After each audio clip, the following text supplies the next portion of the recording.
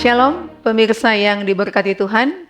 Terpujilah nama Tuhan atas kebaikan-Nya. Pada saat ini kita dapat bertemu kembali dalam seri pelajaran Sekolah Sabat. Mari kita sama-sama berdoa. Tuhan, kami siap membuka hati dan pikiran kami untuk mendengarkan firman Tuhan. Urapan Roh Kudus Tuhan boleh menyentuh hati kami dan pikiran kami, sehingga kami boleh fokus untuk mempelajari firman-Mu pada saat ini, dan firman-Mu ini boleh menjadi berkat dan sukacita bagi kami.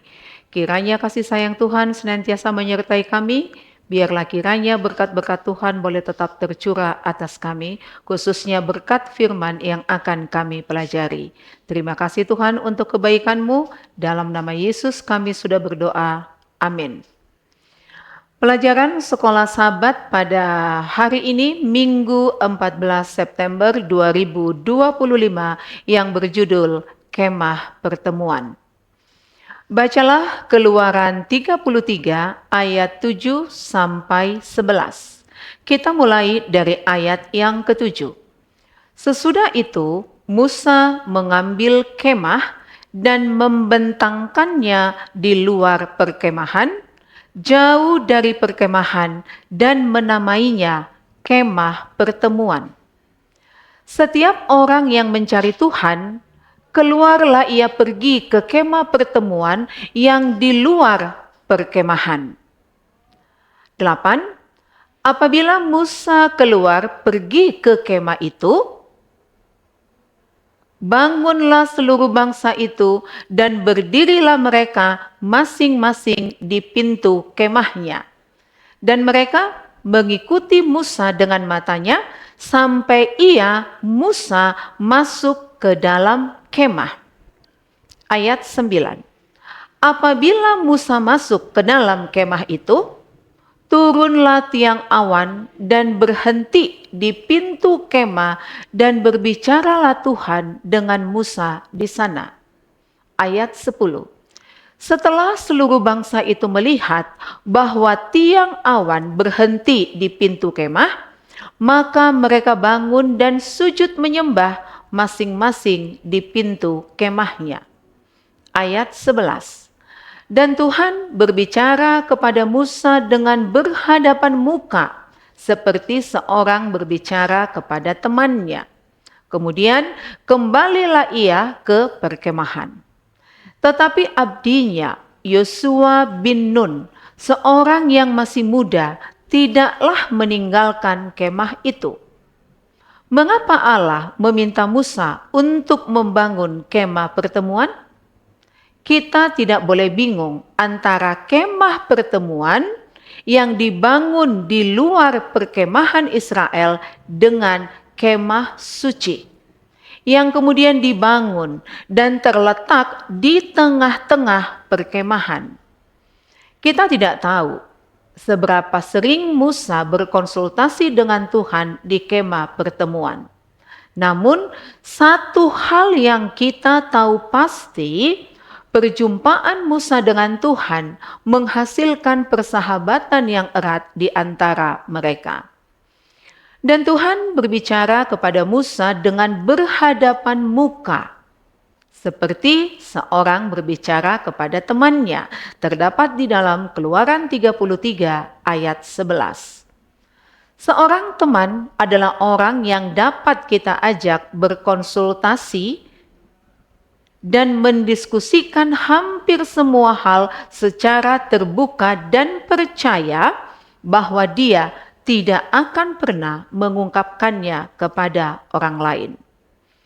Seorang teman adalah salah satu hal terbaik yang harus dimiliki dan salah satu orang yang paling baik, seperti yang dicatat di dalam Keluaran 19 sampai 34. Kisah Musa sangat instruktif tentang bagaimana Tuhan mengubah hidup kita. Bagaimana Allah membangun hubungan dengan pemimpin yang sangat luar biasa ini?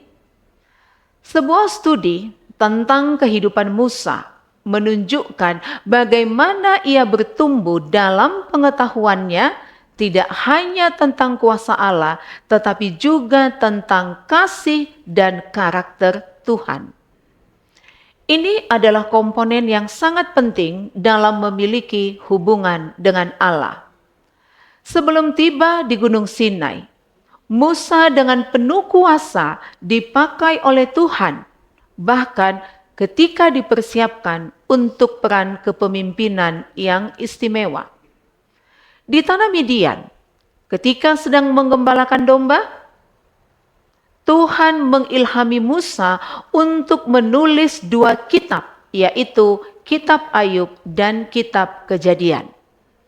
Kemudian, dalam peristiwa dramatis semak yang menyala, Musa dipanggil oleh Tuhan untuk memimpin bangsa Israel keluar dari Mesir. Dia melihat kekalahan dewa-dewa Mesir dan tentara Mesir yang perkasa di Laut Merah. Dia mengamati selama beberapa pekan bagaimana Tuhan memimpin bangsa Israel dari Mesir menuju ke Sinai. Setelah pengalaman itu membuat wajahnya bersinar. Ia memimpin Israel selama 39 tahun sampai ke perbatasan tanah perjanjian. Pesan Alkitab mengatakan bahwa Musa adalah hamba Allah yang setia. Tertulis di dalam Ulangan 34 ayat 5 dan Yosua 1 ayat 1.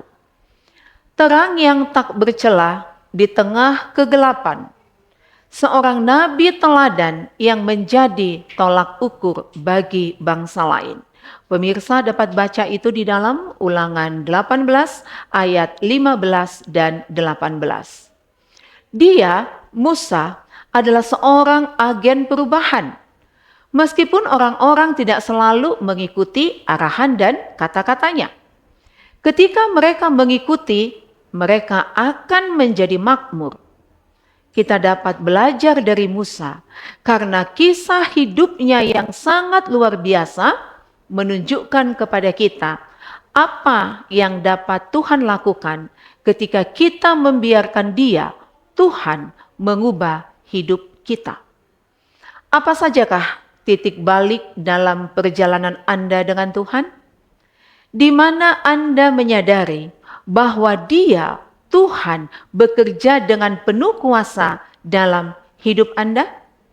Inilah yang menjadi pelajaran kita pada saat ini. Tuhan memberkati. Mari kita sama-sama berdoa. Tuhan yang baik yang ada di surga, terima kasih waktu yang indah kami boleh bersekutu untuk mempelajari firman-Mu. Tuhan, kami manusia lemah yang penuh dengan dosa. Dengan segala kerendahan hati, kami mohon kuasa Tuhan menjadi bahagian kami, sehingga kami semua, hamba-Mu dan seluruh pemirsa yang mendengarkan firman ini, boleh menjadi agen-agen perubahan. Agen perubahan dalam hidup kami sendiri, dan juga menjadi agen perubahan bagi orang-orang yang ada di sekitar kami, sehingga akan semakin banyak orang-orang yang mengenal Engkau sebagai Tuhan dan Juru Selamat kami. Kami menyerahkan kehidupan kami ke dalam tangan-Mu.